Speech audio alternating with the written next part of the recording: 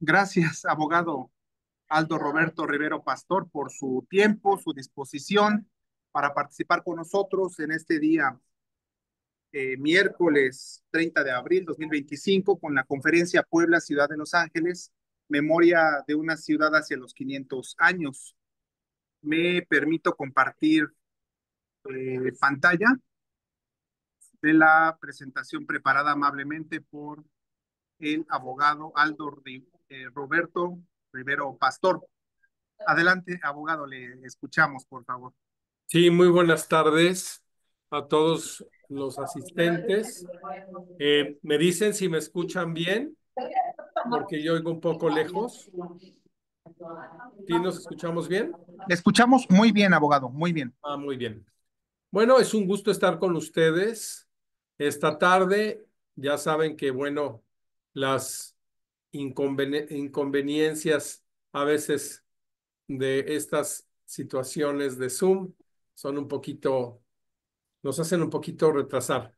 Pero ya estoy listo para comentarles, para platicarles sobre nuestra hermosa Puebla, ciudad de Los Ángeles.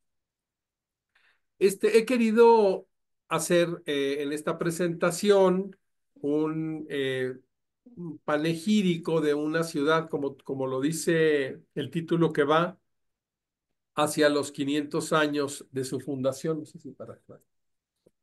Hacia los 500 años de su fundación. Y primero, bueno, hay que tener en cuenta una civilización muy importante, un grupo de, podríamos decir, poblaciones autárquicas con ellas mismas, eh, podríamos decir, con su autonomía, algunas, y otras dependientes de las más grandes. Estoy hablando de los señoríos precuauhtémoc-incas y que, bueno, se encontraban alrededor de lo que nosotros podemos conocer ahora como un perímetro fundacional.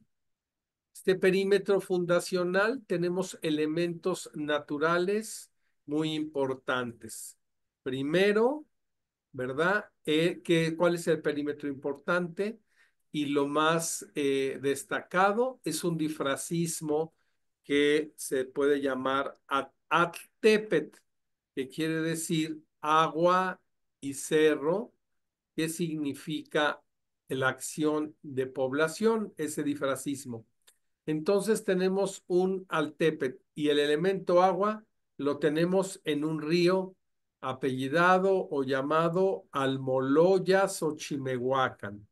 Ya saben que viene de los vocablos náhuatl, agua, eh, meyali, meyana, que significa brotar. Entonces, Almoloyan, lugar donde brota el agua, Xochimehuacan, lugar de flores. Sí, está bien en este panex, como se decía en francés, en este retablo de mosaicos, de azulejos de cerámica de Talavera, en donde se hace una recreación precisamente de este Altepec. Bueno, teniendo este marco del Altepec, vamos a ver cuáles eran las intenciones poblacionales conforme el derecho constitucional mexica, porque teníamos un derecho constitucional mexica, tenemos un conjunto de normas jurídicas que eran aplicadas en ideas para lograr unas fundaciones, para anunciar un altepeme, que quiere decir pueblo, un altepet, que quiere decir pueblos, altepeme, altepet, que quiere decir pueblo, y tenemos las formas importantes fundacionales. ¿Cuáles estos? Los vocablos. Los vocablos indígenas que son, en primer lugar, el calpuli, viene de cal oligui. Poligui es un verbo que tiene varias acepciones, pero podemos entenderlo como perderse. Cali, casa, casas perdidas. Sin embargo, la acepción o la idea de calpoligui, traducido a calpolin, que también tenemos calpolin, el movimiento, que también es un verbo mover, o linea, que se mueve, Bueno, es importante conocer este vocablo calpuli y después tlaxilancali. ¿Qué es el vocablo tlaxilancali? Viene de tlali, arena, shinía, que es un verbo, esparcir, entender como shinía, no como shimía, que quiere decir un raspado, sino shinía, esparcir. Y después tenemos tlaxilancali, casas. Entonces tenemos dos ideas, el calpuli y el tlaxilancali. ¿Cómo eran estos sentidos fundacionales? Bueno, el Calpulli tenemos el famoso, una comparativa de 5 puntos, es decir, en el centro tenemos una población y 4 lados en los perímetros y tenemos 5, el famoso quincunce después, y tenemos este dibujo que utilizaríamos para el Calpulli. Bueno, así tenemos el Calpulli y ahora el Tlaxilancali, que quiere decir Tlali arena, Shinía esparcir, casas esparcidas. Entonces vamos viendo cuál era el sentido fundacional que era en las poblaciones mexicas. Y aquí tenemos también la orientación. Quiere decir Tonalixpan frente al sol. Tonali es el sol, Ixpan enfrente, Tonalixpan. Mictlampa, lugar de muertos. Huistlampa, del verbo venir, huis, venir. Y el otro, Huistlampan y Ciguatlampan. Estos son los 4 puntos cardinales, norte, sur, oriente y poniente, que son los elementos para fundacionar ese Calpulli, ese Tlaxilancali. Los digo ¿por qué? Porque la ciudad de Puebla tiene precisamente en sus arrabales, en su castellanización, tiene, bueno, este sentido fundacional. Ahora, vamos a ubicarnos. La ciudad de Puebla está en un valle importante, en ese entonces llamado Cuetlaxcoapan o Cuetlaxcoapan, que viene de los vocablos Cuetlaxtli, que significa cuero o piel, Coapan, en el río de las culebras o en el río de los cueros de las culebras, porque asoleaban los cueros de las ovejas, perdón, de las culebras, y no solo de las culebras, sino también de los venados o lo que se utilizaban las pieles por el elemento agua. Entonces, este valle de Cuetlascuapan. Este valle es un trípode, vamos a entenderlo como un trípode, es decir, un tecashit, un cajete de piedra. Tetl es piedra, cashit es cajete, pero invertido. Ahora tendríamos nosotros un molcajete invertido, es decir, que el cuenco del molcajete está al revés y tenemos 3 protuberancias naturales. Las protuberancias naturales son los cerros que rodean este valle importante. Cerros que son el Teposúchil, el actual cerro donde está la 25 zona militar, Xonacatepetl, donde después bautizado como Cerro de San Juan, de Xonat, que es cebollas, como una cementera en donde sembraban cebollas, Xonacatepetl, un poco árida, y después el cerro en donde se encuentra Loreto y Guadalupe, ¿verdad? El fortín importante de Loreto y el templo de Guadalupe, después fortificada con estos paramentos para reforzar y cuidar la ciudad, que es Amacuitepet, que quiere decir atl, agua, mano, huilana, arrastrar, es decir, que hicieron cementeras con las manos. Algunas historiadores, algunos nahuatlatos han tomado también el vocablo de una rana, cueit, de rana, y aparte del verbo cuilana, para poder nombrar estos cerros. Entonces, Ya ubicamos el Tecashit, ya ubicamos cómo es la distribución y tenemos los tres aristas. Y el valle en medio está muy bien escogido. Y en medio el río Almoloya, Xochimehuacán. Muy bien, después de esta situación, ahorita acabamos de ver el ideograma de Tepeyacac.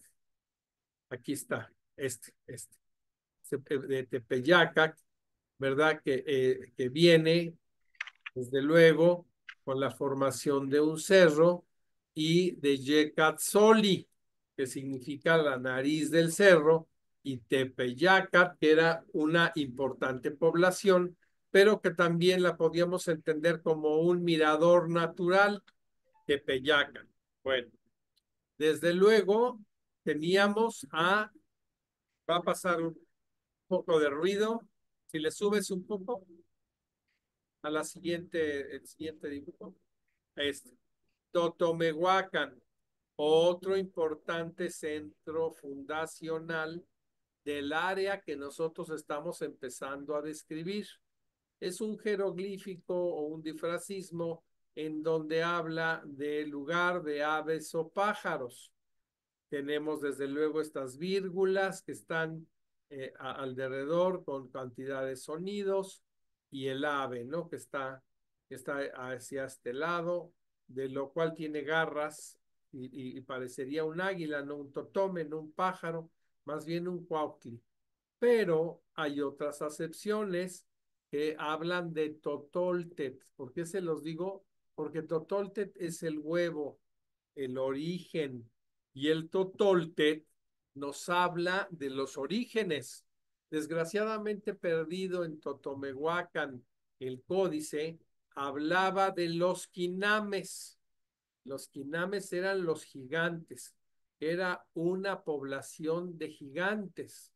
Eso hablaba el códice antiguo de Totomehuacán, después apellidado San Francisco, actualmente Junta Auxiliar, en vías de ser un distrito judicial. Esta es una Junta Auxiliar actualmente apellidada de San Francisco por la Fundación Conventual. Pero de estas dos acepciones, a mí la que me gusta mucho, que no tiene el ideograma, es la de Totoltet, la del origen, la de población arcaica. Entonces, Totomehuacán, Tepeyacac y Chololan, importantísimo también centro ceremonial y además religioso, que se puede, que se puede ubicar o compartir como si fuera la basílica actual de Guadalupe, ¿no? De tantas personas que vienen a rendir una pleitesía o reverencia a Chololan. Bueno, estando estos lugares importantes, nosotros sabemos ya cuál fue el desarrollo de la invasión europea, cuando se empiezan a asentar los reales, cuando están las encomiendas de indígenas y cuando la segunda real audiencia, que fue beneficiosa, debe poner los puntos sobre las íes a la primera real audiencia y a la situación que se estaba viviendo. En primer lugar, se necesitaba un popolo, un burgo, una ciudad que fuera europea, o sea, de españoles. En segundo lugar, se necesitaba poner a los soldados que habían quedado pardos, es decir, errantes de un lugar a otro, para tener un control tanto de seguridad, porque, bueno, todo el mundo me imagino que se sentía con una voracidad de ser dueños tanto de indígenas como de tierras, ¿no? Entonces era necesario poner un tlamamán a una orden para lograr esto. Y tercer lugar, tanto los soldados errantes, reconocerle a los conquistadores, ¿verdad? Por su hidalguía, un mayorazgo en donde pudieran hacer una línea de familia, un asentamiento.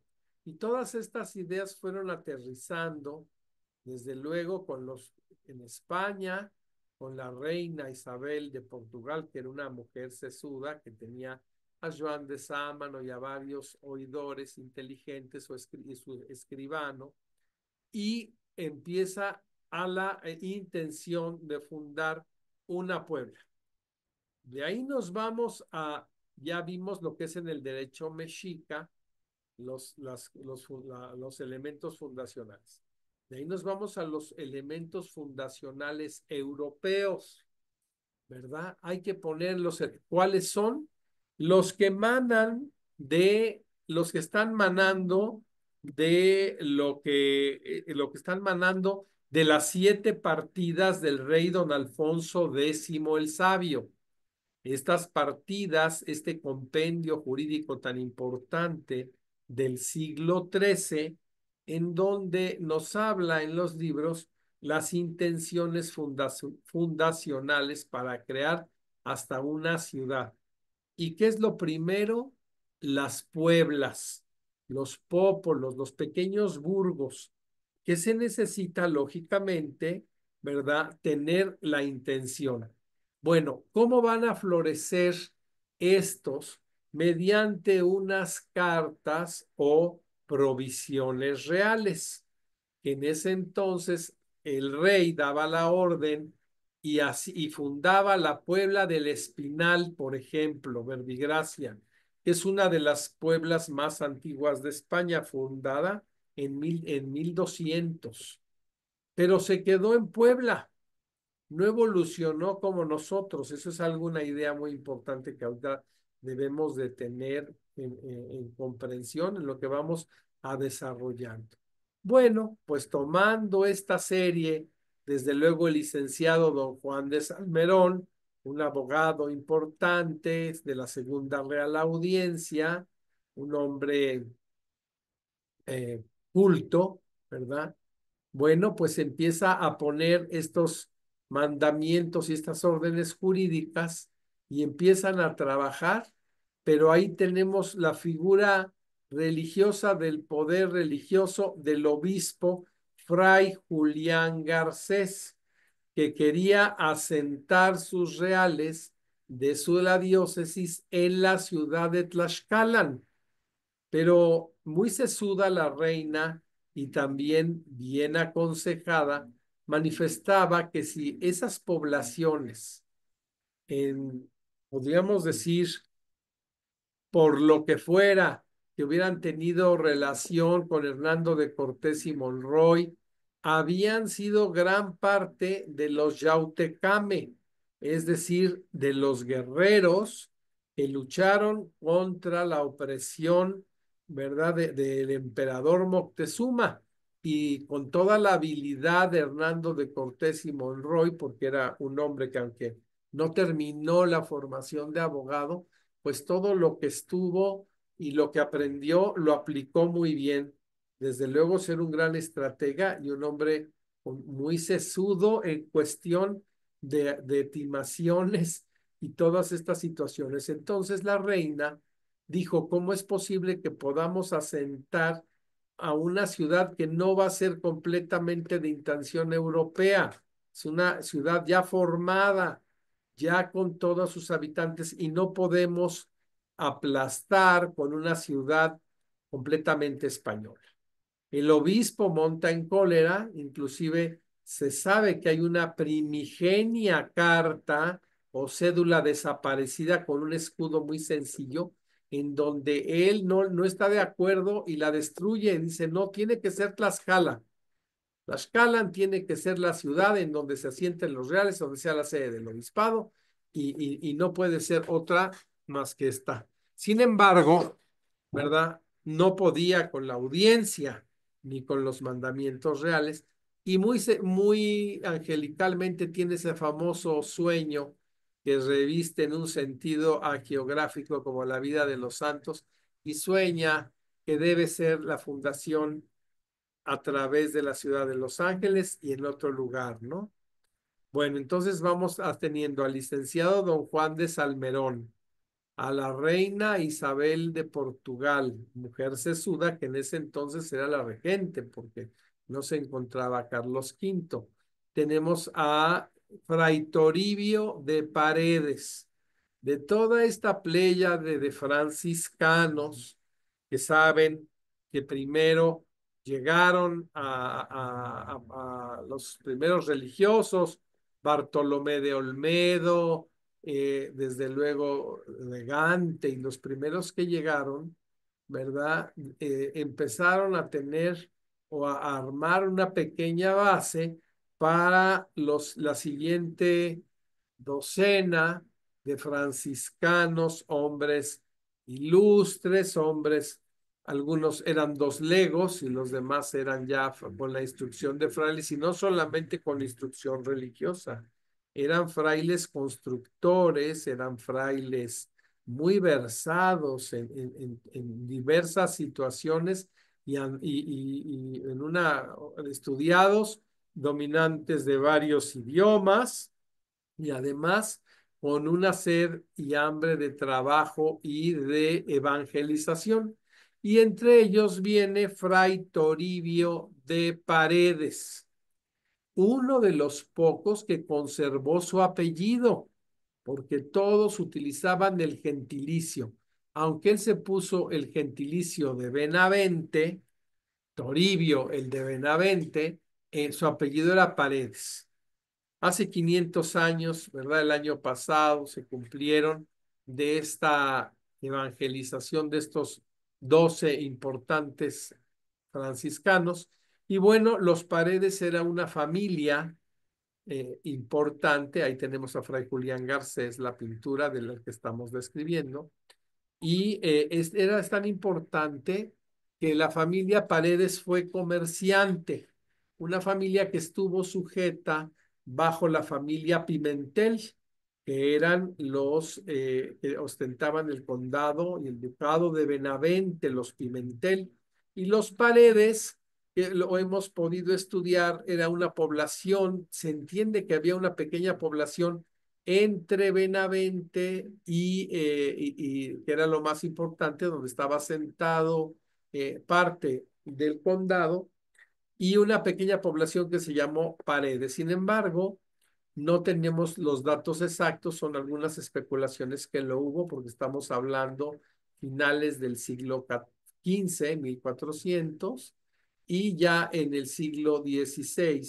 Bueno, pues esta familia Paredes de comerciantes, traía a Fray Toribio, que aparte es constructor y que tiene, pues, está muy versado en diversas ideas y además en formas de poblar. No es un hombre que no sepa construir, que no sepa adicionar los elementos para poder evangelizar.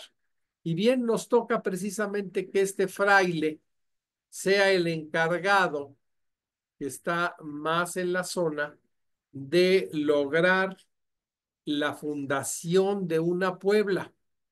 Estos ensayos que ya se habían hecho por Totomehuacán, ya se habían, eran,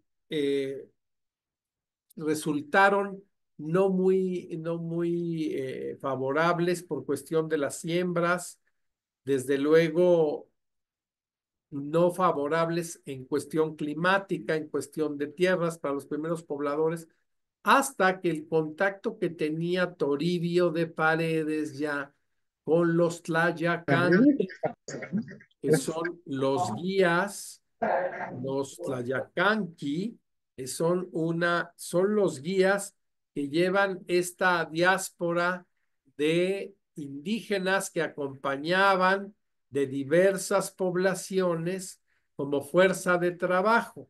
Entonces se pone de acuerdo con los alarifes, es una palabra árabe. Nosotros tenemos calchihuani, la calchihuanime, que viene a decir de tlacat, hombre, cali, casa, chihuacer, tlacalchihuani, el que construye las casas, un tipo de arquitecto, de ingeniero, un tlalpoa y un tequitlacto. Es decir, tenemos estas tres en el derecho que estamos hablando constitucional mexica: el tequitlacto, el encargado de apalabrar el trabajo. ¿Para qué? Para las sordas de la construcción. El tlacalchihuani, el hombre que hace y construye casas. Y desde luego el tlayacanque, el guía. Estas tres importantes personas estaban comandadas también, aparte de Salmerón, por Toribio de Paredes, porque los franciscanos eran los que habían logrado tener más conciencia con los indígenas. Y bueno, entonces se estudia y se escoge los elementos importantes que habíamos dicho ahorita, sobre todo el río Almoloya, Xochimehuacán y el valle de Cuetlaxcuapan, para cimentar esta ciudad, esta Puebla pequeña. Y entonces, bueno, no tiene más remedio Fray Julián Garcés que aceptar, y un 16 de abril, que era un domingo de Pascua, de Resurrección, día de Santo Toribio. No sé si le siguieron el rendezvous a, a Fray Toribio de Paredes, porque era domingo de Pascua de Resurrección, 16 de abril de 1531, día de Santo Toribio. Se hincan los primeros pilotes para fundar una ciudad.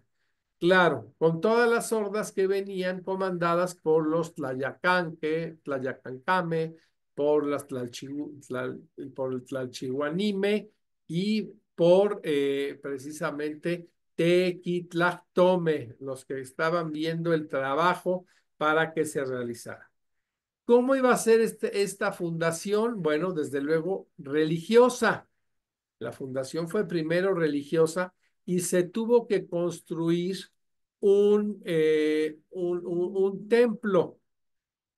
Este Teocalli, que se le dijeron a los indígenas, este templo religioso, precisamente se hace de la más estricta observancia, con muros de calicanto, con morillos de madera, con un techo, y se ubica, bueno, conforme a diferentes y sesudos y acuciosos historiadores.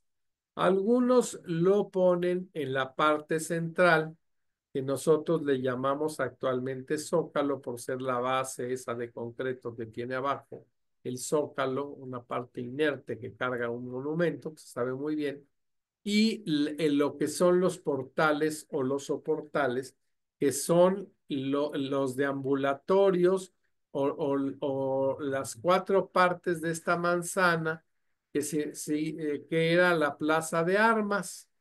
Y entonces varios historiadores, sobre todo después del 16 de abril de 1931, donde se reunieron del 29 al 31 muchos historiadores y estuvieron analizando todo lo de Cerón Zapata, lo de la Cartilla Vieja, de los antiguos historiadores, ¿verdad? Que teníamos el coronel Carrión y todos aquellos que habían estudiado Puebla, ¿verdad? Y empiezan pues a tener estas sesudas reuniones y efectivamente se sabe que fue en 1531. No obstante que, por ejemplo, ustedes saben que antiguos que decía que se había fundado en 1530, ha sido ahí un poco de ambigüedad. Inclusive en la pasada reunión que nosotros tuvimos en San Francisco, el 16 de abril, describimos un importante lienzo, un lienzo pintado por José Joaquín Magón, un gran pintor poblano que ahora pues está tomando grandes riendas de lo que es su quehacer como poblano. Y él en este lienzo dice que Fray Toribio de Paredes echa los cordeles. Aquí tuvimos una corrección que alguien me dijo: oiga, ¿cómo pone usted en la invitación hecha con H? Eso es de hacer. Le dije, pues eso es castellano antiguo y Lebrija lo permitía y así lo pintó este señor, ¿verdad? Y está entrecomillado, así que póngase usted lista, esa corrección no viene al caso. Pero sí viene al caso que echó los cordeles Motolinia o Motolinia, como le habían bautizado los indígenas, para medir la ciudad y ayudar a los agrimensores, a Martín Alonso, el partidor y todo eso. O sea, los franciscanos también coadyuvaban, y este lienzo importante tiene la fecha del 16 de abril de 1530, no del 31. Bueno, en el criterio que estamos hablando del finales del siglo XVIII, fue mandado a hacer por un capitán para resaltar los valores de estos franciscanos famosos, ¿no? Y este lienzo, que pues debe restaurarse, es muy importante para la fundación de la ciudad. Pues bien, entonces se hace esta misa, donde algunos lo ponen en la calle de la Nahuala, otros en el templo de Santa Elena, donde está cerca la casa de Aguayo, donde está la protuberancia estas del barrio alto de San Francisco, importante, que está junto al río Almoloya, Xochimehuacán. Pero, por ejemplo, los historiadores en aquella época se hicieron unas calas y se hicieron unas excavaciones, y se encontraron, en primer lugar, algunos documentos importantes en donde había restos de los primeros habitantes nobles, porque se hicieron nobles después, ¿verdad? En la fundación de la ciudad. Y aquí se habían ido a enterrar al templo primigenio. Inclusive hay un hombre, el Salde, que le hicieron unos versos de sorna, porque decían que cómo era posible que ya los difuntos estaban en su negocio, porque en ese lado del Soportal, que es el Portal Hidalgo, y que es después Portal de Borja, que tuvieron los soportales muchísimos nombres, había encontrado todo este hueserío, ¿verdad? Entonces eso fue una pues, de las hipótesis importantes para manifestar que, que sí estaban enterrados los primeros pobladores en esa zona. Me imagino que estaba dedicada a la Virgen de los Remedios, ¿verdad? Entonces, ya que se hace esta serie fundacional, se viene la parte jurídica. Aquí está el licenciado don Juan de Salmerón, a la que Puebla le debe su existencia, quien no estuvo presente en la solemne misa. Él no estuvo presente.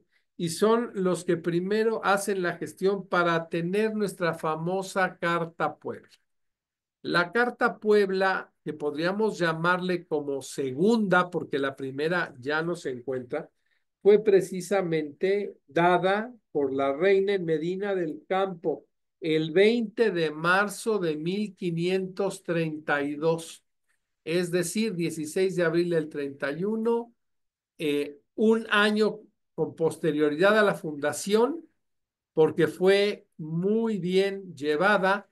La gente empezó a poblarla, y entonces los consejeros le dijeron a la reina, bueno, tú tienes que ofertar con esta Puebla, ¿verdad? Para que las personas empiecen a poblarla, empiecen a fundar mayorazgos. ¿Qué podemos hacer? Pues muy listos en el sentido de las alcabalas y los pechos, que son efectivamente los tributos, los óbolos que se tienen que dar para que la ciudad crezca. Y ahí les hace esta concesión de 30 años con 3X, 30 años romanas, números romanos, 30 años. No pagarán alcabalas y pechos si se registran como pobladores. Y están estos famosos anotados de los 33 pobladores y la viuda, ¿verdad? Y empiezan a hacer el trazo. Pero qué importante es esto de la cédula, ¿verdad? Esta cédula en Medina del Campo ya automáticamente abarca toda la prosecución que se tenía desde una villa, desde una puebla, una villa, un burgo y luego una ciudad. Pues directamente esta en Puebla, inmediatamente ciudad, se funda como una villa, pero ya se llama Ciudad de Los Ángeles. y ya está por una provisión real manada firmada por la reina, una carta a Puebla con todo el énfasis jurídico, con los puntos exactos que marcan las partidas del rey Alfonso X el Sabio, escueta, y en donde ya se llama Ciudad de Los Ángeles. Ya es una Puebla, pero con de carácter de ciudad. Inmediatamente los tlacuilos, bueno, los notarios, empieza Martín Alonso el partidor, don Bernardo de Elgueta, don Hernando de Elgueta el polidactilio, a ver si lo tenemos aquí, un poquito subiendo las imágenes, que el tlacuilo le pone exactamente sus 6 dedos, sus chicuace, que son los 6 dedos. Bueno, pues este hombre empiezan a partir la ciudad y empiezan a dividirla en dos sectores muy importantes. El río Almoloya-Xochimehuacán de un lado y el río Almoloya-Xochimehuacán sobre la parte central. Y ahí empieza Martín Alonso el partidor y ya se empiezan a repartir las fanegas, las caballerías. Y algo muy importante, se empiezan a respetar las jerarquías precuautemotzincas y se hacen los tlaxilancalis y los barrios. Y a mi parecer, los de los barrios, que son las células ya, podríamos decir, europeas, ya están representadas después sincretizadas con qué, con el derecho constitucional mexica y nace el barrio alto de San Francisco. El barrio alto, que tiene protuberancias importantes, que quizá este barrio tiene también una antigua población por, por cómo se encuentran el tipo de calzadas con paramentos hacia un lado y otro. Eso es algo que se debe estudiar muy bien, lo ha estudiado el maestro Mario Barbosa, diversos y acuciosos investigadores, donde se abrió el camino real en donde se piensa que había ya o hubo una antigua o arcaica población, no pequeñas células poblacionales, ¿no? Esta es una alegoría muy bonita de cómo se funda la ciudad, ¿no? Ya muy romántica con Los Ángeles. Pero eso viene hasta darles la segunda cédula. Pues bien, esta población inicia, se hace el partimiento de tierras, desde luego los ayuntamientos, y empieza así la ciudad a tener ya esta prosecución. Bueno, encontramos ahí la familia a Alonso Velerino, que es de la antigua familia, ¿verdad? Y es el que hace, por así decirlo, todas las gestiones para volver a la ciudad noble, porque está como ciudad de Los Ángeles, pero no tiene ningún escudo que la represente.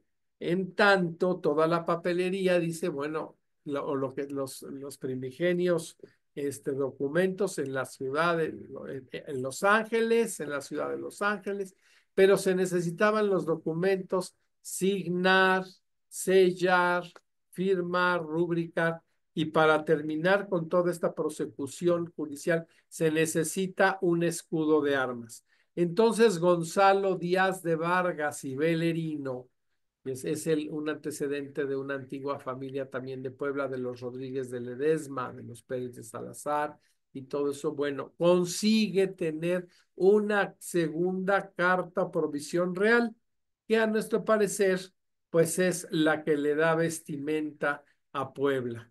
¿Por qué? Porque es una cédula miniada, una minia de fierro, en donde el miniador va dibujando todas estas maravillas de la cédula en un pergamino, donde viene con una gran capitular y donde el escudo de armas habla ya de una iconografía que representa los oidores, que representa las partes elementales del río, las iniciales de Carlos V, y donde a la cédula, donde a la ciudad ya le dan un escudo de armas.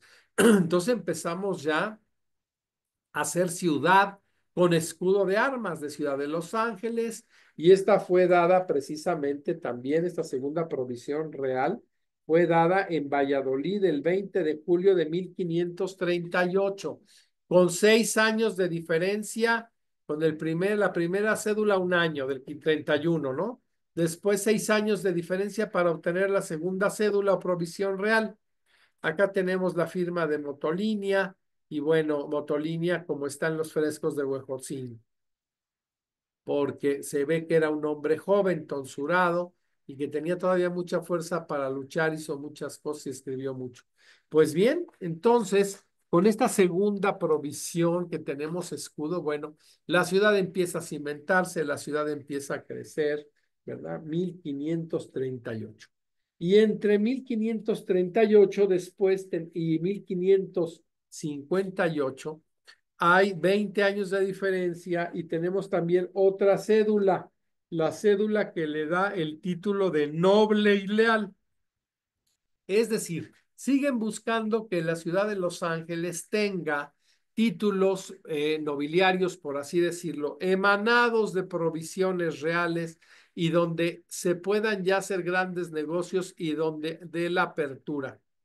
Y es entre estos años de 1500, ¿verdad? Precisamente 38 y 1558, del 538 al 58, que son 20 años, en donde en 1545 tenemos la presencia de un hombre muy importante por el cual nosotros nos conocimos en Europa, en España, y es Gutiérrez de Cetina. A Gutiérrez de Cetina no solamente debemos conocerlo como gran madrigalista, como dramaturgo, como hombre de letras, como hombre de arte, sino que fue un hombre que venía a ocupar un cargo importante dentro de la ciudad de Los Ángeles. Pues bien, ya saben que pasó todo este lance de caballería en donde los primeros habitantes tenemos una Leonor de Osma, tenemos a los hijos de la Rascona, que habían estado, la Rascona era una mujer que había estado también en la conquista, y don Hernando de Nava.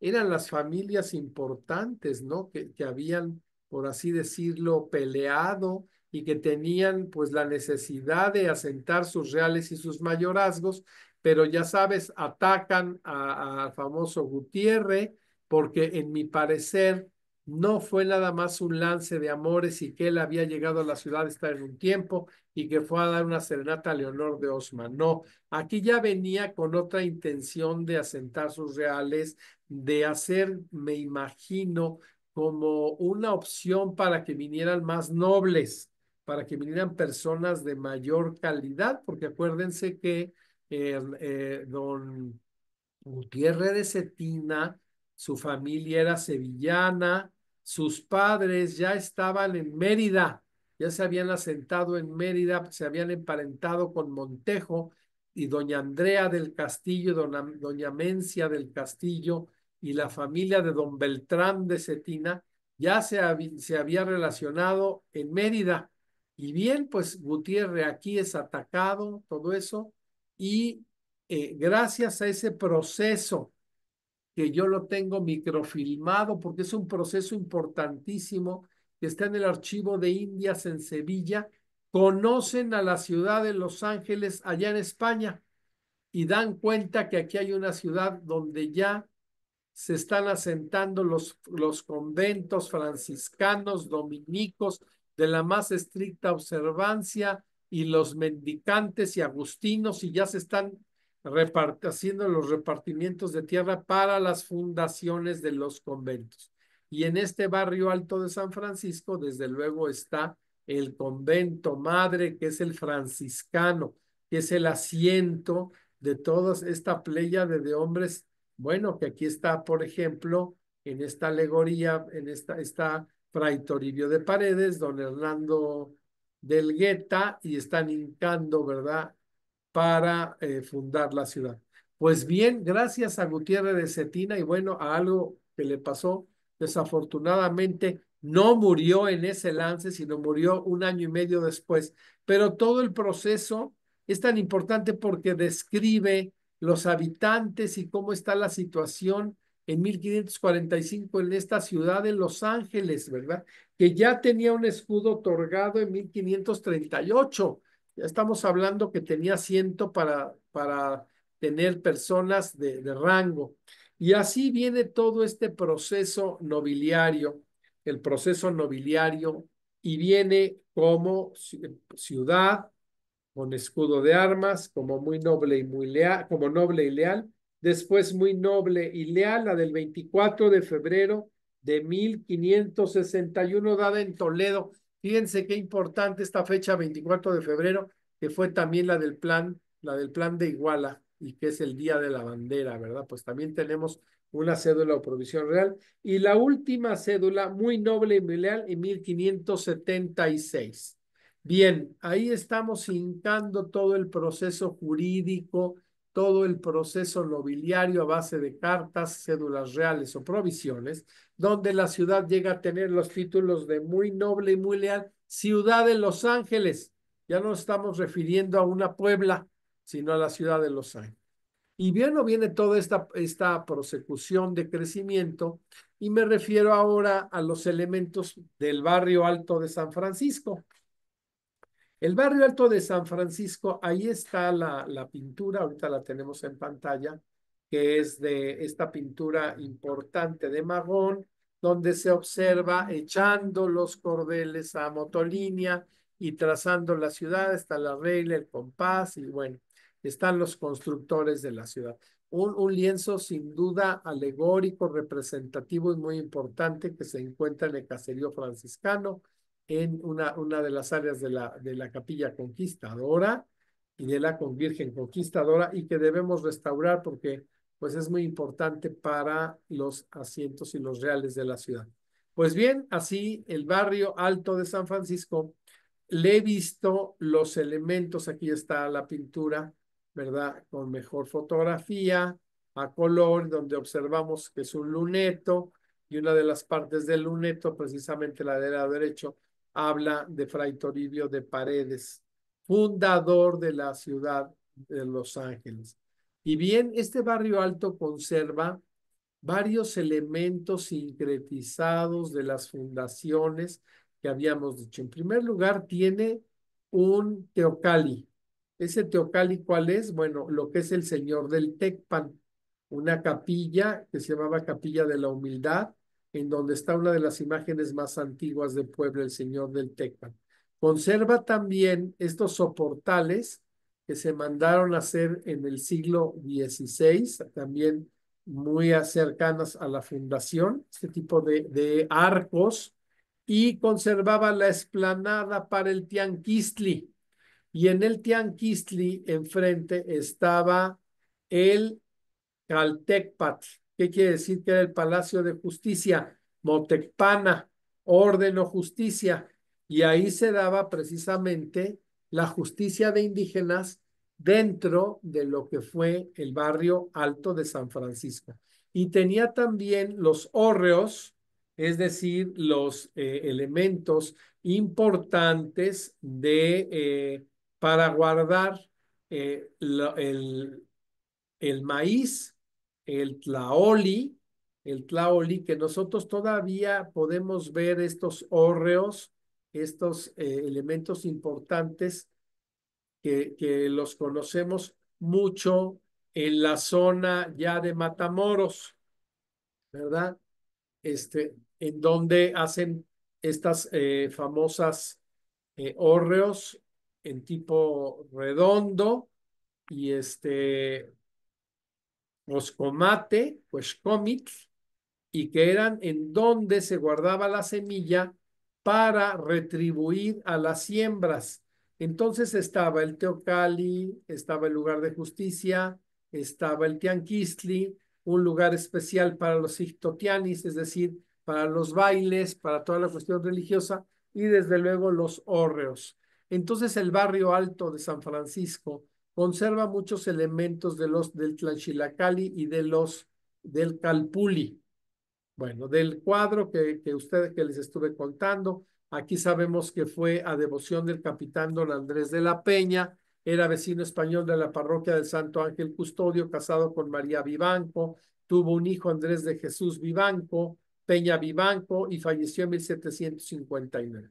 Él fue el que mandó hacer esta pintura en el siglo XVIII, precisamente donde trae la alegoría fundacional de la ciudad, con el error de la fecha de 1530 y no de 1531. Pues bien, así se fueron conformando los barrios, se fueron creando que los mayorazgos.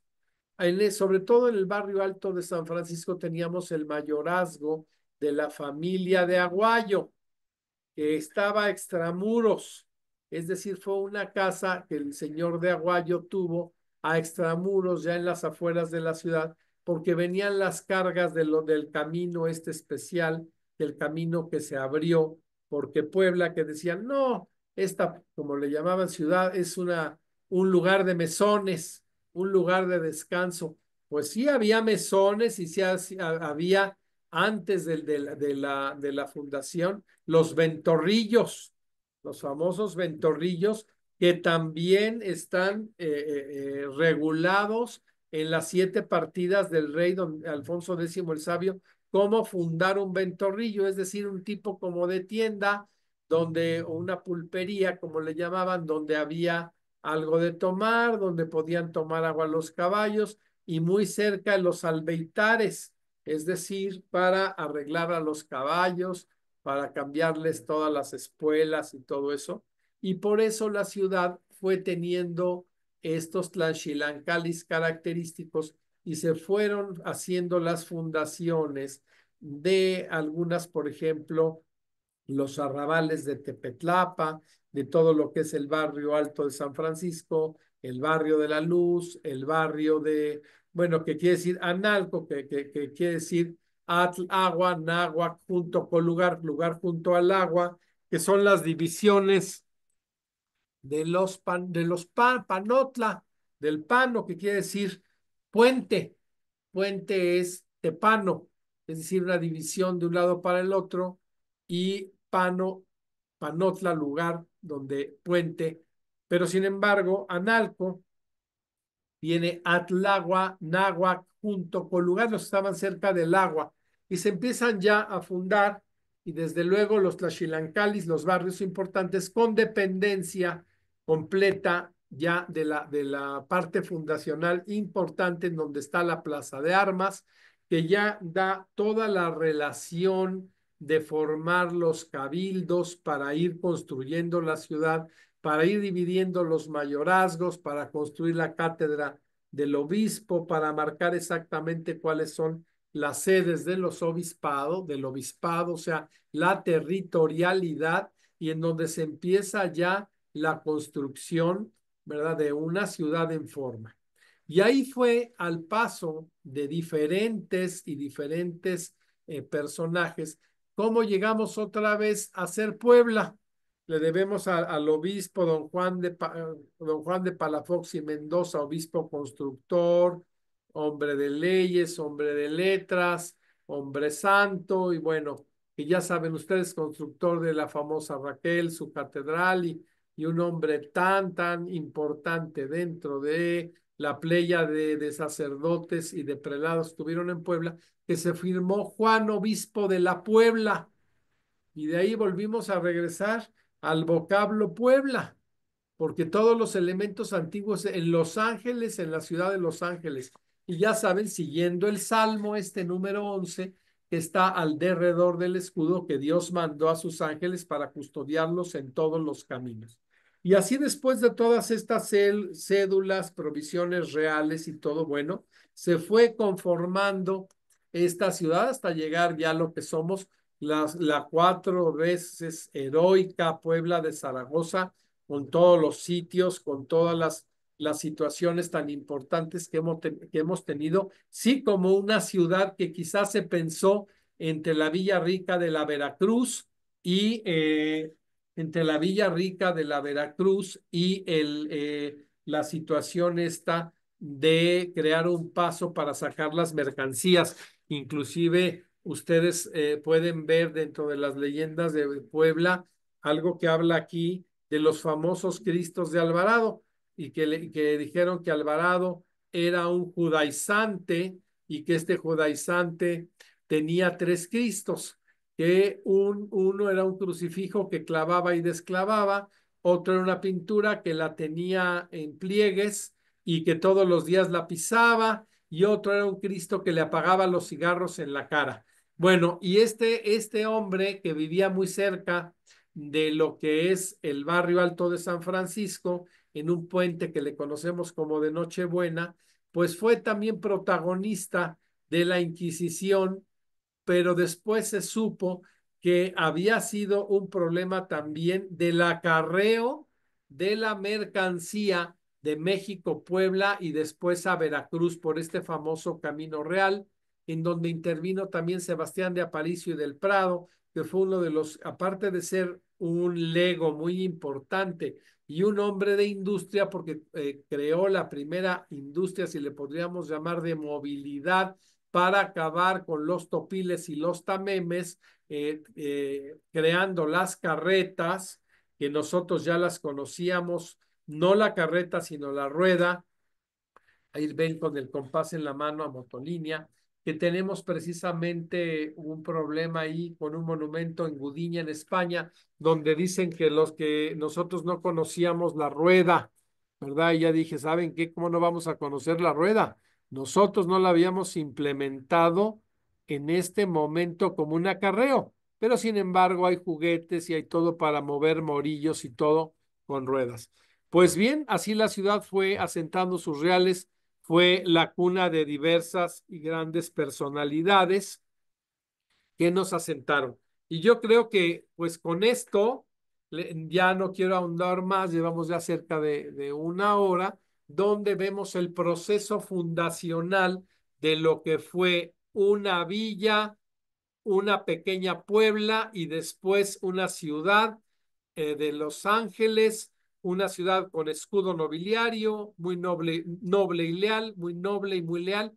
Y bueno, hasta la 4 veces heroica Puebla de Zaragoza, que ya saben ustedes que a base de decretos y todas esas ya con situaciones, bueno, hemos vivido sitios, hemos pasado hambrunas, hemos sido una ciudad que va hacia los 500 años con toda la cultura encima y que debemos reconocer que tenemos arquitectura, gastronomía, cultura, podríamos decir, del lugar, ¿verdad? Tenemos creada nuestra actividad gastronómica, por ejemplo, basada primero en la cocina de los Habsburgo, en la cocina borbónica y en la Puebla iturbidista.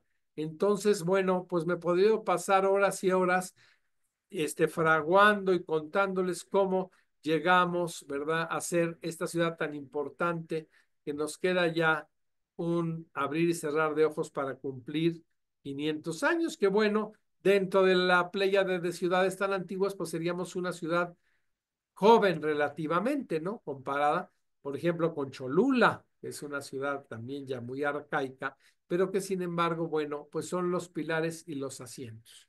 Creo que con eso, basado en la investigación, quiero decirles que yo me basé en lo que les estoy comentando, en estos estudios, en un libro de mi abuelo José Rivero Carballo que se llama Ciudad de Los Ángeles, y que pues él tuvo mucha relación precisamente en encontrar la primigenia cédula y ponerla en el lugar de honor después en el Salón de Cabildos, porque solamente estaba esta hermosa cédula que tiene el escudo. Y después fue colocada la Carta Puebla, la primigenia, y yo creo que debemos conocer las demás cédulas, debemos estudiarlas, debe haber exposiciones y conocer, bueno, cuál es en realidad, por qué somos una ciudad tan importante, por qué tuvimos algunos robos al principio, porque íbamos pues a la cabeza de la economía, de la arquitectura y donde la gente quería venir a habitar, ¿verdad? Querían venir a sentar sus reales porque había todas las características necesarias para una gran ciudad. Muy bien. Si quieren alguna pregunta,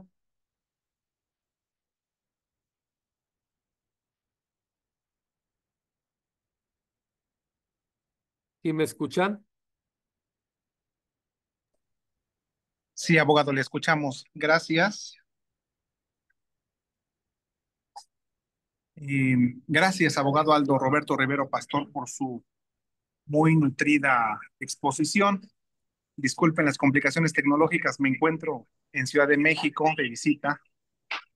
Gracias, abogado Aldo. ¿Existirá algún deseo de participar por parte de los asistentes virtuales? Suplicaría su pregunta concreta por cuestiones de tiempo y en razón de que la, la sesión está siendo grabada y acabaremos pronto. Suplico, por favor, su comentario puntual. Oscar Adolfo en primer momento y posteriormente Alicia Verónica. Adelante, Oscar, por favor. Muy concreta, ¿nos puedes hablar más de tu abuelo?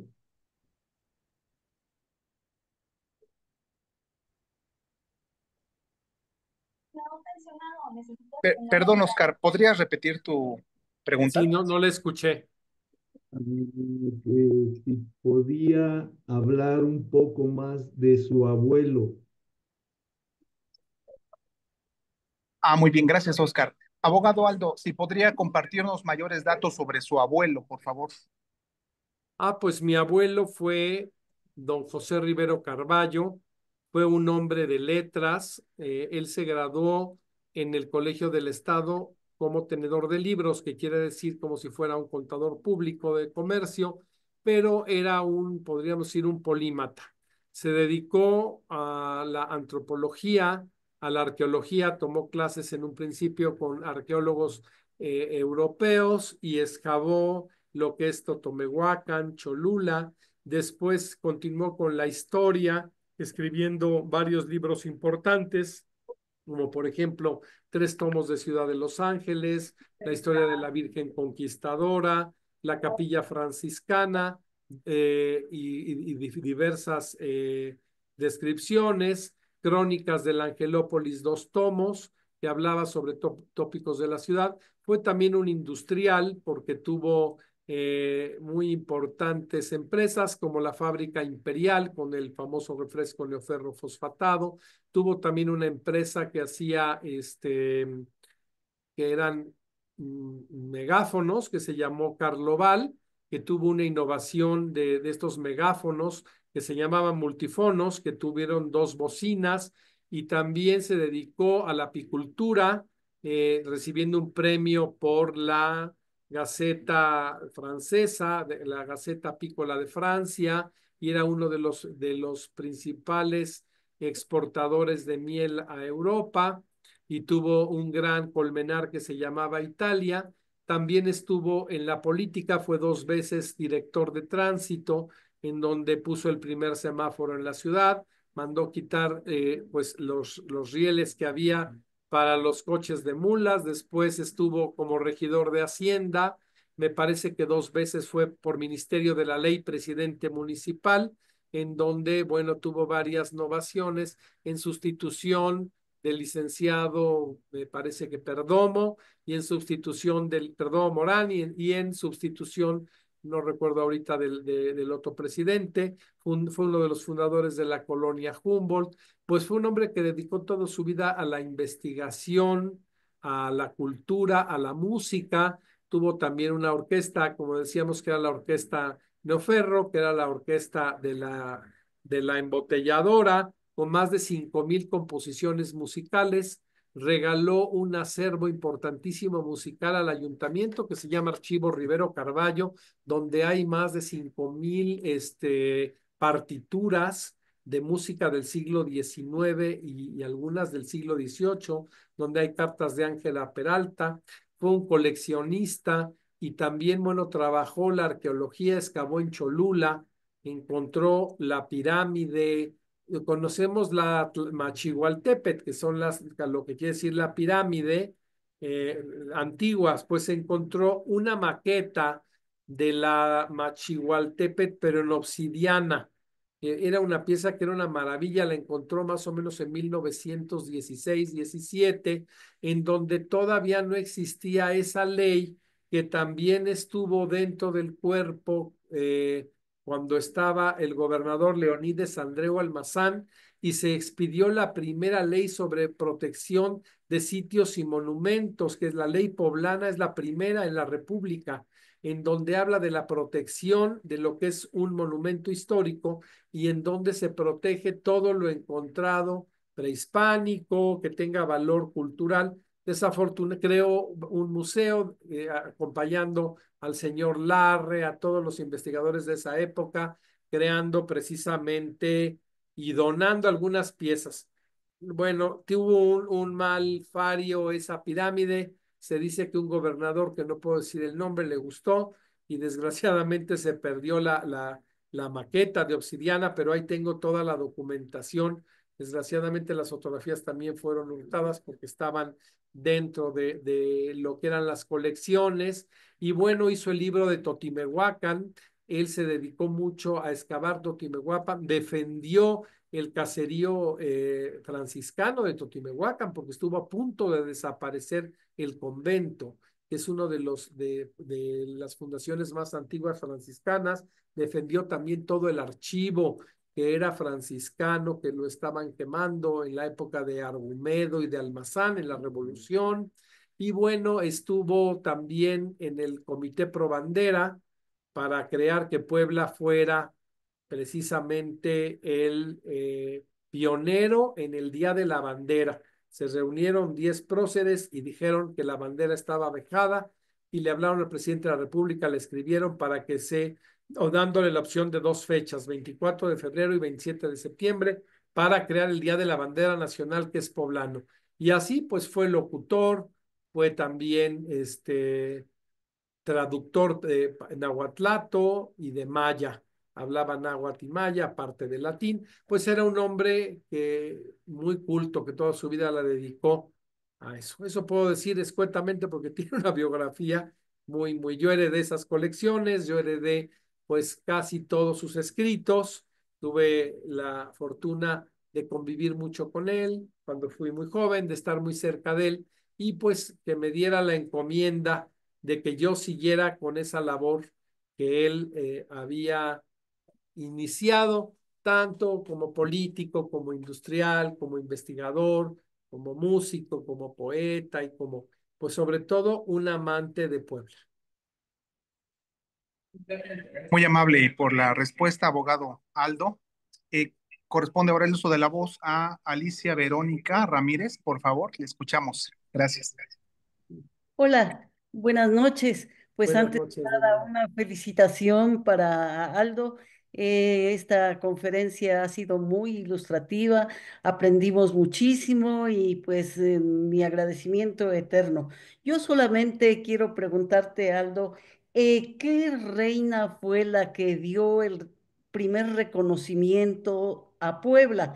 Tengo entendido que creo fue la reina de Portugal, no la reina de España. Dime si estoy en un error o es lo cierto, por favor. Y era, doña Alice, muchas gracias por sus comentarios. Sí, doña Isabel de Portugal, prima de Carlos V y su esposa, era la reina regente. Y esta Isabel de Portugal era la esposa de Carlos V, la madre de Felipe II, fue una reina sesuda y fue precisamente la que fundó la cédula y donde dice la rúbrica Yo la reina, y Juan de Sámano, que era uno de sus escribientes, fue el que signó toda esta provisión para que ella pudiera, a través del mandato conferido por su marido Carlos V. Hay una pintura muy bonita de Tiziano, de la reina Isabel de Portugal. Inclusive aventuradamente habíamos hecho un comité y decíamos que podíamos pedirle al Prado si nos prestaba para los 500 años de la ciudad la pintura de Tiziano de doña Isabel de Portugal. Yo solamente he visto 2 o 3 pinturas en España y una me parece que la vi en Bélgica, en Flandes, de la reina Isabel de Portugal. Una mujer pues muy sesuda, que tuvo pues desafortunadamente pues una vida efímera, pero una mujer muy inteligente. Muchas gracias, Aldo. Y otra pregunta muy breve. En total, ¿cuántas cédulas fueron? Porque tengo anotada aquí la primera que fue en 1531, después El 24 de febrero, que dices que es hasta, me estoy saltando hasta 1561, pero creo que hasta ahí iban 8 cédulas, creo. No, la Entonces, primera falta- cédula, sí, sí, que es la Carta Puebla, fue sí. dada en Medina del Campo el 29 de marzo de 1532. Casi faltó un año para después de la fundación, 1532. De ahí nos brincamos a 1538, que fue la muy hermosa que tiene el escudo de armas expedida en Valladolid el 20 de julio de 1538. La tercera fue el 12 de julio de 1558, noble y leal ciudad. La cuarta ya el 24 de febrero de 1561, muy noble y leal. Y la quinta cédula, muy noble y muy leal, fue otorgada en Madrid en 1576. Son 5 cédulas o provisiones reales muy importantes que después ya, pues la heroica, la heroica Puebla Zaragoza, ¿verdad? Actualmente la 4 veces heroica Puebla, pero también está la Puebla de Iturbide, la Puebla de Aparicio, bueno, tantos apelativos que le podemos dar a la ciudad de Los Ángeles, ciudad angélica, tanto, pero fue precisamente Palafox el que se puso obispo de la Puebla. Y entonces lo que en realidad nosotros somos, ciudad de Los Ángeles, debíamos decir Los Ángeles, no es como nos llamamos. Puebla, que hay muchas Pueblas en España, la Puebla de Sanabria, la Puebla del Espinal, la Puebla de Otates, muchísimas Pueblas que quedaron nada más en ese sentido de Pueblas. Ya son muy pequeñitas poblaciones porque todavía creo que ni alcanzan el grado de villa, Puebla, Villa, Burgo y después ya ciudad. Muy amable abogado Aldo Rivero Pastor por su respuesta. Corresponde ahora el uso de la voz a Raúl Castillo. Adelante, por favor, con su pregunta concreta, se lo suplicaría. Gracias, Raúl. Sí, no sé si sea un poco, buenas tardes, no sé si sea un poco ambiciosa e incómoda mi pregunta. En el tiempo del estudio, no sé si a ustedes, los estudiosos de la materia de Puebla, ¿qué temáticas les aconsejarían a las nuevas generaciones estudiar? Y digo yo, no perder el tiempo en estar estudiando la fundación. ¿Hacia dónde les pediría a usted como un legado que dirigieran su atención? Gracias. Bueno, Puebla puede dirigir su atención hacia muchas partes. Desde luego, la fundación hace también mucha falta. Yo soy investigador del Archivo de Indias. En el Archivo de Indias en Sevilla se encuentran toda la documentación de la Fundación de Puebla, todas las copias y todos los elementos, inclusive el plano más antiguo de la ciudad, que es el plano de Cristóbal de Guadalajara, fue pedido por mi abuelo precisamente al padre de la Peña, Isenco, que era el director del Archivo de Indias en la época en que el licenciado, me parece, Nicolás Vázquez era el presidente municipal o algo así, y se pide que en una escritura pública de aduanas de Azogue, del Mercurio, y esa es la que trae el plano más antiguo de la ciudad, el de Cristóbal de Guadalajara. Y de ahí ya todo lo de los demás planos, bueno, ya son posteriores a este, donde se ve la ortogonalidad es decir, de cómo se fue la ciudad, que eso es otra parte importante. Fíjese, el urbanismo en la ciudad era una ciudad trazada con mucha orden, con mucho urbanismo renacentista, y perdió todo eso porque actualmente al momento de que las grandes haciendas y todo eso se fueron fraccionando, fueron haciendo ya del urbanismo de la ciudad pésimo, no llevó una línea urbana, sino fue creciendo indiscriminadamente, ¿no? La primera colonia que se hace es en 1913, que es la colonia Humboldt, que nace precisamente del rancho de la Rosa y que era de las afueras de la ciudad. La primera en urbanizarse, y de ahí me parece que Santa María. Pero después ya siguió indiscriminadamente, bueno, hasta como hemos visto actual, que ya están ya lejos del perímetro de lo que es la ciudad. Y pues se ha estudiado mucho su gastronomía, su urbanismo, pero debemos estudiar, podríamos decir, el enfoque de dividir una Puebla para vivir y una Puebla lo que ya son zonas fabriles, zonas de trabajo y una Puebla que vaya hacia la protección de su patrimonio, porque tenemos una riqueza patrimonial impresionante. Eso es lo que nos hace, digo, si uno quiere ver una ciudad moderna, pues se va a Brasil, ¿no? Si quieres ver, yo, por ejemplo, vienen unos amigos, ay, no, llévanos a comer a Angelópolis, todo el casco histórico. Le digo, bueno, pues, ¿qué vienes a ver? Si quieres ver una ciudad moderna, vete a las grandes ciudades del mundo, que pierdes el tiempo aquí. Habrá un Angelópolis, edificios, pero no compares un casco histórico con una arquitectura vernácula, con tantas bibliotecas, con tantos templos, con tantos niveles gastronómicos, urbanos y hasta de léxico, porque la relación lexical que existe en Puebla, nuestro castellano, es uno de los castellanos más puros que hay. Seguimos pronunciando mejor sin comernos las palabras, aunque nos plantan un sonsonete, no. Tenemos un muy buen castellano, los poblanos, y buena ortografía. Y siempre los poblanos, pues bueno, tenemos todavía en uso jerga antigua. Por ejemplo, en poblaciones que están muy cercas, las personas siguen diciendo ancinita ancina y llavide y castellano antiguo, ¿no? Que en otras partes no. Y desde luego tenemos también todos los idiomas, digo, hablo ya del Estado, 7, 8 idiomas importantes, entre ellos el náhuatl, el popoloca, el otomí. O sea que como Estado tenemos la obligación de preservar, ¿no? Todo eso. Y como ciudad, que es, podríamos decir, nuestra carta de presentación, pues tenemos la obligación de seguir investigando, ¿no? Como usted dice, no solamente repetir los procesos fundacionales, pero pienso que nunca vamos a dejar de investigar, porque siempre vamos a encontrar a alguien que se opuso, siempre vamos a encontrar a un Guillermo de Lampard, siempre vamos a encontrar a una Catalina de Erauso, tantas gentes que estuvieron aquí en Puebla que no se sabe, ¿verdad? Que, por ejemplo, la intervención francesa, cuántas cosas sucedieron que no sabemos todavía en la intervención norteamericana. Entonces, pues lo más importante que hay que hacer es respetar a la ciudad, cuidarla, porque seguimos grafiteando, ensuciando, no darle el valor, por ejemplo, me quedo aterrado en estas marchas son marchas contra el patrimonio de la ciudad.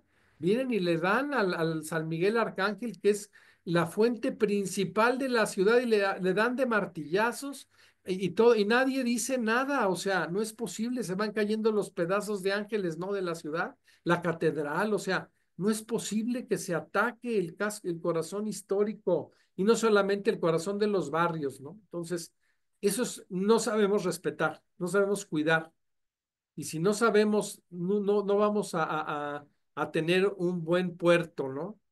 Hemos aguantado cuántos sitios, muchísimos sitios, hambrunas, pandemias, invasiones norteamericana, francesa, hemos tenido alcaldes franceses, norteamericanos, ¿no? Y sin embargo, ahí está izada la bandera, ¿no? La bandera de México, ¿no? Y bueno, ya que el escudo de armas de la ciudad, ¿no? Entonces yo creo que hay que blandir la espada del estudio y la conservación. Y como usted dice, bueno, pues hay tantas bibliotecas por ordenar, decirle a las personas que tienen tantas cosas que no quieren, bueno, pues que se garanticen esos archivos, que no se quemen, los archivos fotográficos, de todo el patrimonio tangible e intangible. Fíjese que nosotros vivimos en el 93 una pseudoexpropiación, ¿no? Cuando iban a tirar todo el todos los barrios del río de San Francisco.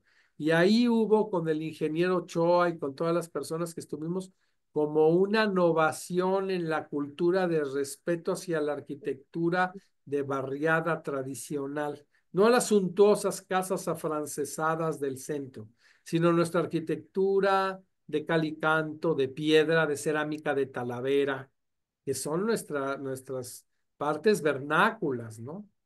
Desafortunadamente nos quitaron el río, nos quitaron las puentes, y pasamos a ser de una ciudad, como decía Mico Villa, le quitaron lo romántico a Puebla. Eso fue una atrocidad, podría haber entubado un río y haber destruido sus puentes. Pero pues sin embargo, ahí estamos. Muchas gracias, abogado Aldo Roberto Rivero Pastor. Disculpen, estoy por quedarme sin pila. En consecuencia, me permito proponer, abogado Aldo, y en vista de que no pudimos visualizar la totalidad de las diapositivas, abogado Aldo, amablemente solicitarle que hoy es el último día de abril, quisimos conmemorar el 494 aniversario de la fundación de nuestra ciudad, pero en próximos días, abogado Aldo, si fuera posible, si su agenda le permitiera participar nuevamente en una segunda parte, eh, ¿es posible, abogado?